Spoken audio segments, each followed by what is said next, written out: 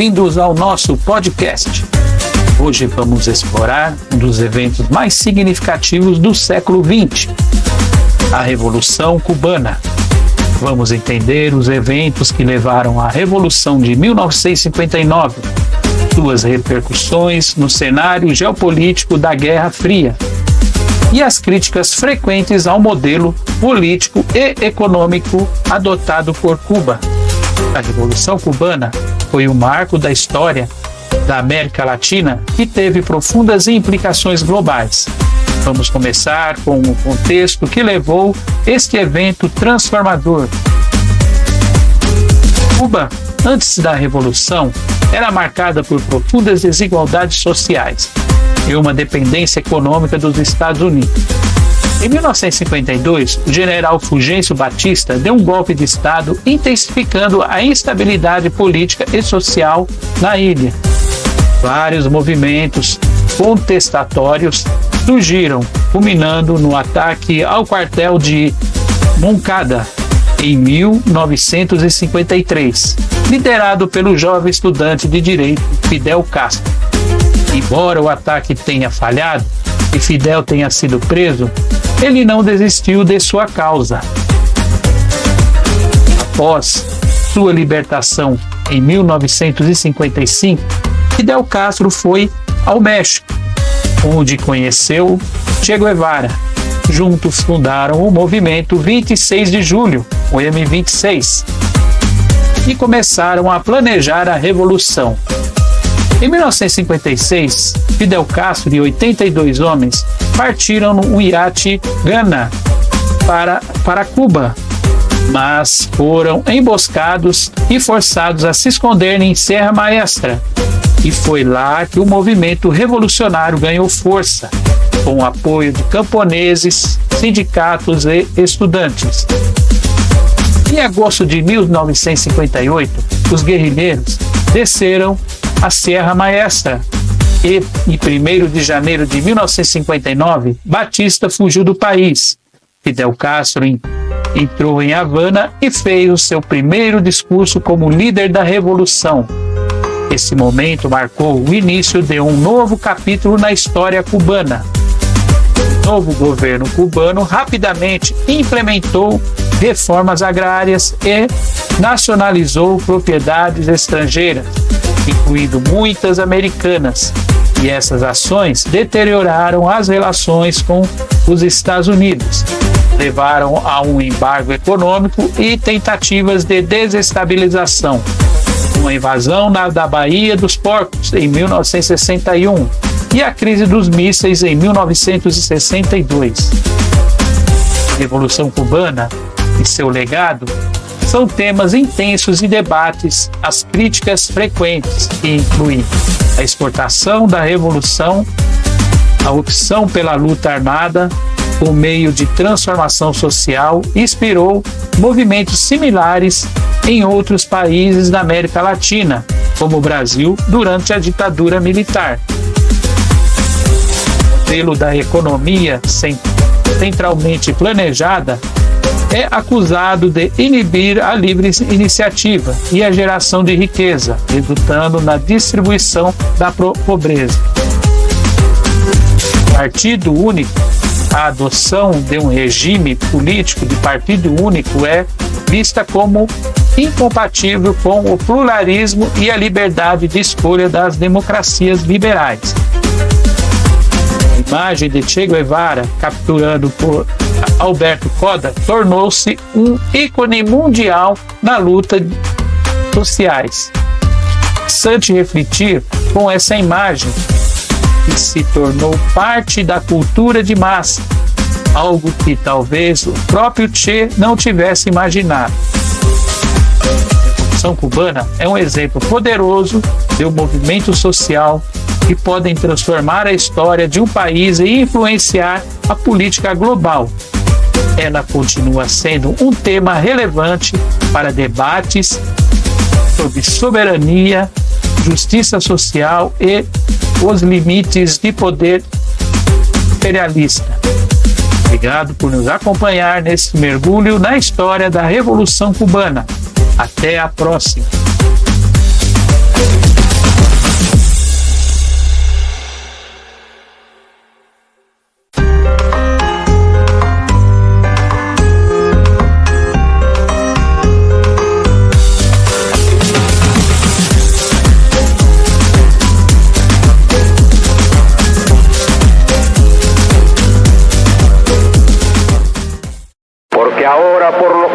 campos y las montañas de América, por las faldas de sus sierras, por sus llanuras y sus selvas, entre la soledad o el tráfico de las ciudades, en las costas de los grandes océanos y ríos, se empieza a estremecer este mundo lleno de corazones, con los puños calientes de deseo de morir por lo suyo, de conquistar sus derechos, casi 500 años burlados por unos y por otros. Ahora sí, la historia tendrá que contar con los pobres de América, con los explotados y vilipendiados de América Latina, que han decidido empezar a escribir ellos mismos para siempre su historia. Che Guevara foi dos líderes da revolução que levou Cuba a se tornar um país socialista. Seu discurso na ONU em 1964 foi um marco. Che falava de uma América Latina livre dos dominadores históricos. Na época, a Guerra Fria dividia o mundo entre capitalistas e socialistas, sob a liderança dos Estados Unidos e da União Soviética. O temor dos países capitalistas era claro, que o socialismo se espalhasse pelo continente americano. Assim, durante décadas, a América Latina foi palco para as disputas da Guerra Fria.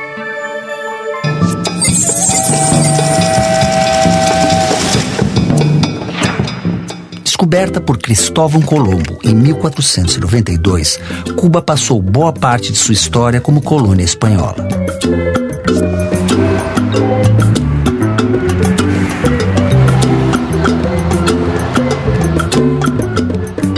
Com o tempo, Cuba tornou-se grande produtora de tabaco, açúcar, além de porto estratégico para a navegação, e despertou o interesse de seu maior vizinho, os Estados Unidos. Cuba teve 2 guerras de independência contra o domínio espanhol. A última aconteceu entre 1895 e 1898 com apoio financeiro e militar dos Estados Unidos. O país pagaria um alto preço por essa ajuda externa. Cuba torna-se independente, mas contando em seu território com a presença militar dos Estados Unidos, e o primeiro governo de Cuba independente foi o governo militar dos Estados Unidos em Cuba, que permaneceu governando Cuba até 1902.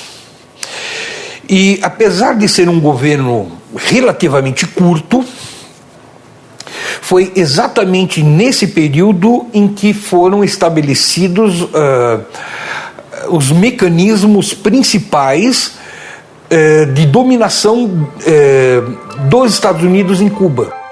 Os norte-americanos estabelecem, por exemplo, que para ser dono de terra em Cuba era preciso ter o título de propriedade ou reivindicar a área que lhe pertence nos jornais do país com a ajuda de advogados e técnicos agrícolas. Como a maioria dos camponeses não tinha os títulos nem recursos para obtê-los, foi expulsa do campo. E uma grande extensão de terras passou para as mãos de empresas norte-americanas e de latifundiários cubanos. Outra forma de garantir a presença dos Estados Unidos em território cubano foi a Emenda Platt. A primeira Constituição cubana, entre outras coisas, estabelecia a Emenda Platt. A Emenda Platt dava o direito dos Estados Unidos a intervirem militarmente em Cuba para garantir a ordem, a propriedade. Os meios militares para intervir já estavam no próprio território cubano, porque Cuba foi obrigada a ceder uma base naval para os Estados Unidos, que é a base naval de Guantánamo, na província de Oriente. Cuba se torna uma neocolônia dos Estados Unidos. O primeiro presidente de Cuba, Tomás Estrada Palma, sequer governava a partir do Palácio Presidencial. Ele era obrigado a despachar a partir da casa, da chácara do embaixador dos Estados Unidos.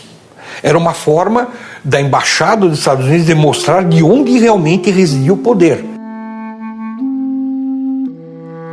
Nos anos de 1950, Cuba vivia sob a ditadura de Fulgêncio Batista. Apoiado pelos Estados Unidos, seu governo foi marcado pela corrupção e pelo crescimento dos cassinos, da prostituição e do tráfico de drogas. A máfia ítalo-americana mantinha negócios e era influente na ilha. Os cubanos pouco podiam fazer. Com a ditadura, impede-se que ocorram as eleições, impede-se que alguma força política que tivesse contradições com os Estados Unidos se aproximasse do poder. No seio da oposição a Batista, surgem vários grupos que se opõem à ditadura. Um desses grupos é liderado pelo jovem estudante de direito Fidel Castro.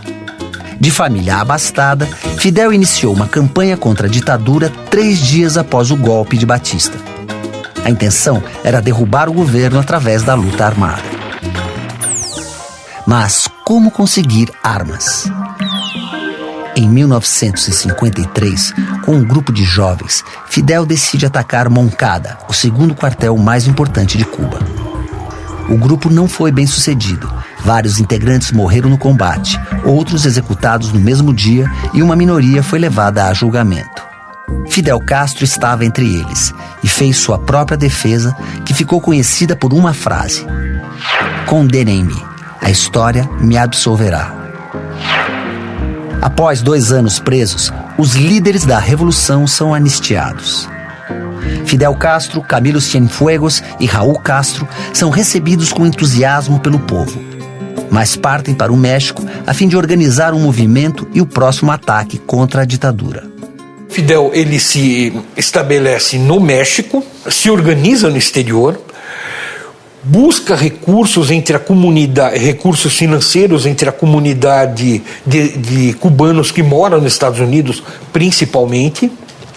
Alugam uma fazenda nas cercanias da cidade do México, passam a ter treinamento militar nessa fazenda próximo à cidade do México.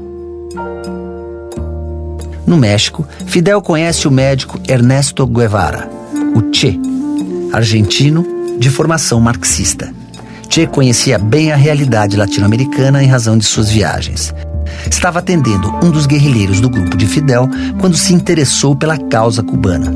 Em pouco tempo, ele aderiu ao grupo, tornando-se um dos líderes da revolução.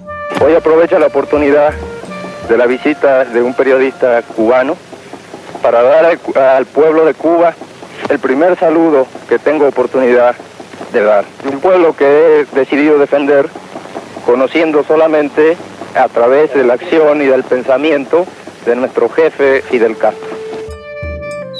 Em 1956, a bordo de um pequeno iate, 82 revolucionários armados partem do México rumo a Cuba.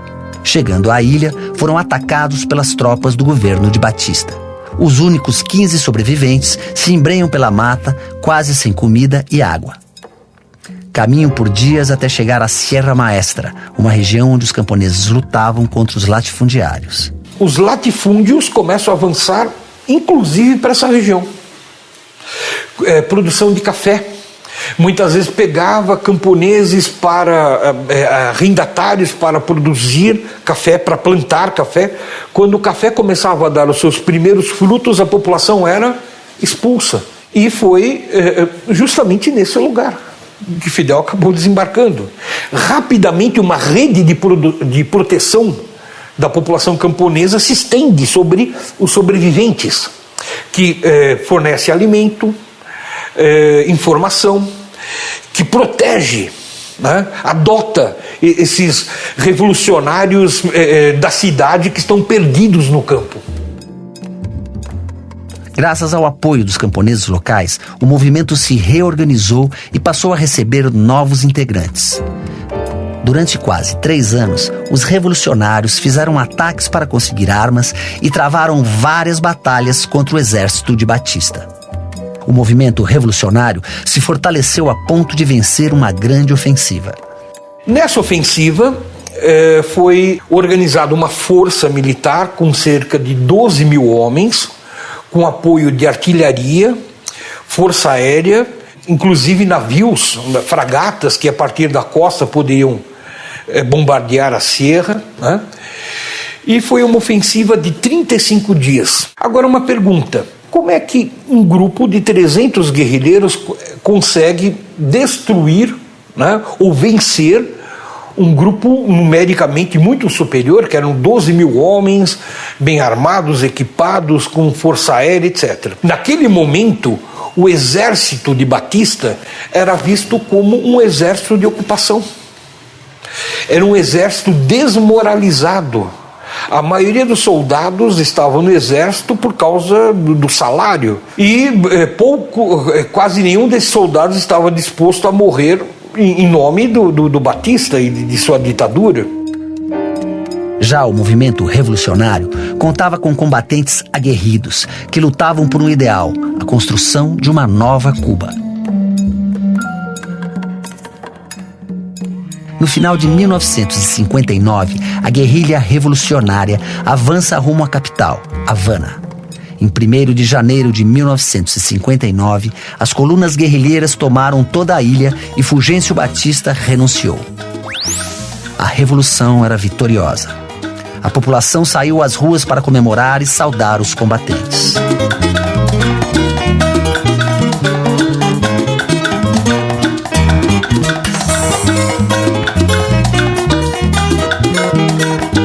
Para o governo dos Estados Unidos, as mudanças que estavam acontecendo em Cuba eram motivo de apreensão. Durante a Guerra Fria, quando há uma divisão do mundo entre Estados Unidos e União Soviética, as Américas ficaram sobre a influência, a órbita de influência americana. Então, obviamente, quando Cuba ocorre uma revolução e a deposição do Fulgêncio Batista, que é um aliado dos Estados Unidos, é claro que o governo americano não viu com bons olhos. Assim que tomou posse, o governo revolucionário de Cuba deu início à reforma agrária e nacionalizou parte das empresas estrangeiras. Os Estados Unidos reagiram imediatamente, deixando de comprar o açúcar cubano. O petróleo também passou a ser motivo de conflitos. Ainda em 60, a relação com os Estados Unidos se torna ainda mais grave. Por quê? Cuba não tem petróleo, depende do petróleo importado. O petróleo que era importado em Cuba era vendido pela Standard Oil e os cubanos conseguem petróleo soviético mais barato. E os cubanos começam a importar petróleo soviético. Só que as refinarias de petróleo em Cuba eram empresas estadunidenses. E essas refinarias se recusam a refinar o petróleo soviético. Como resultado, Cuba tinha duas opções. Ou recuava e aceitava as imposições dos Estados Unidos e continuava comprando o petróleo da Standard Oil, ou avançava. Cuba resolveu resistir. Como? Nacionalizou as refinarias de petróleo. A radicalização das relações diplomáticas e comerciais entre Cuba e Estados Unidos trazem consequências imediatas. O governo revolucionário cubano se aproxima da União Soviética e passa a contar com seu apoio. Com John Kennedy na presidência dos Estados Unidos, os conflitos não ficaram apenas na economia. Apenas 3 meses depois da posse, Kennedy ordena a invasão de Cuba na tentativa de derrubar Fidel Castro. A batalha se dá na Baía dos Porcos. Os Estados Unidos tentam inicialmente esconder sua participação no conflito. Para isso, conta com cubanos que moravam nos Estados Unidos, dissidentes da Revolução. Então, lá pelo dia 15 de abril, houve ataque contra as bases aéreas cubanas.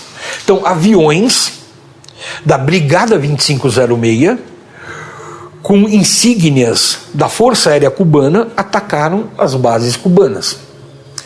O governo dos Estados Unidos noticiou que eram aviões cubanos atacando aviões cubanos, como se fosse uma revolta interna. Essa mentira foi desfeita logo no primeiro dia. Cuba perdeu vidas, mas saiu vitoriosa da Baía dos Porcos. No dia seguinte, no enterro dos combatentes, Fidel declara o caráter socialista da Revolução.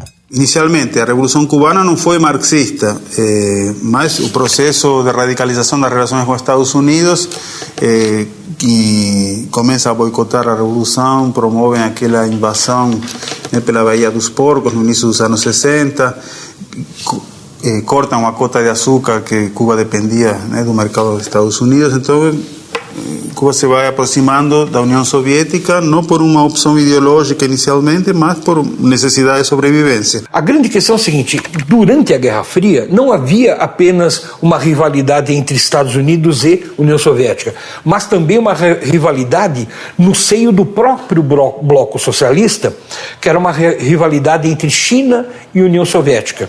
Tanto é que a China via a União Soviética como inimigo principal, mais perigoso que o próprio Estados Unidos. Quando ocorreu a Revolução, Blas Roca, que era o secretário-geral do Partido Comunista Cubano, foi muito bem recebido numa viagem oficial para a China. E muitos líderes da Revolução Cubana começam a ver similaridade entre a luta dos camponeses cubanos e a luta dos camponeses chineses.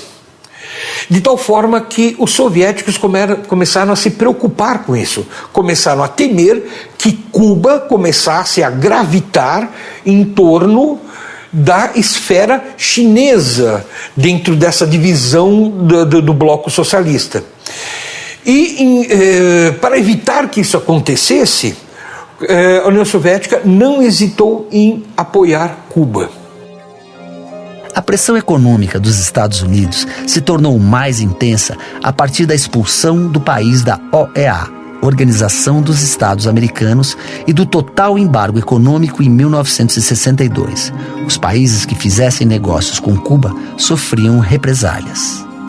Nas décadas seguintes, ainda no âmbito da Guerra Fria, os Estados Unidos atuaram de várias maneiras na América Latina. Os Estados Unidos passam a fazer uma pressão econômica, política e militar sobre todo o continente americano para manter que nenhum país saísse da sua esfera de influência. Isso significava apoiar ou buscar o apoio de elites tradicionais, empresários, latifundiários, militares, a própria igreja. Nós podemos buscar um pouco aqueles populistas, né, como João Goulart, como Perón, que na realidade eles levavam um certo temor ao governo americano.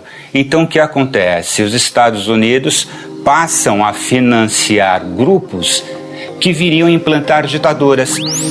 Um dos casos emblemáticos de interferência dos Estados Unidos na América Latina aconteceu no Chile durante o governo de Salvador Allende em 1973.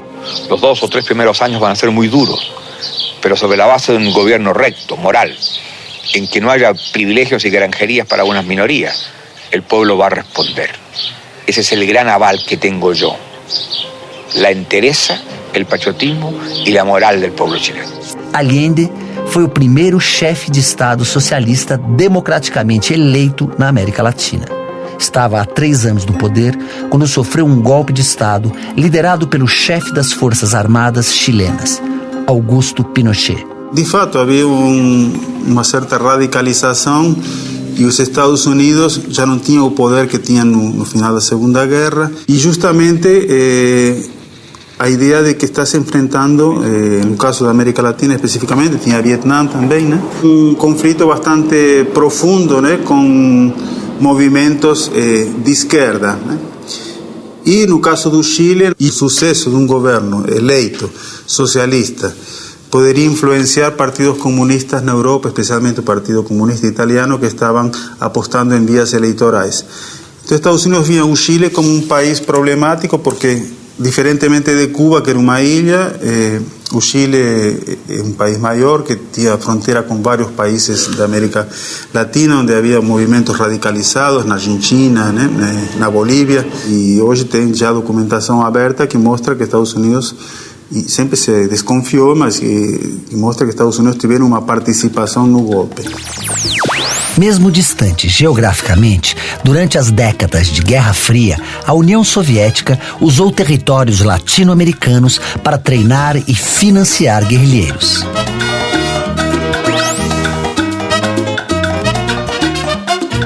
Apesar da desintegração da União Soviética e do fim da Guerra Fria, o embargo norte-americano a Cuba permanece. Fidel Castro governou Cuba por 50 anos. Hoje, doente, passou o comando ao irmão, Raul Castro. O país registra alguns dos melhores índices sociais nas áreas de educação e saúde. mas apresenta grandes problemas nos transportes e na habitação. Sobre a atuação dos Estados Unidos e da União Soviética na América Latina durante a Guerra Fria, muitas perguntas continuam sem respostas.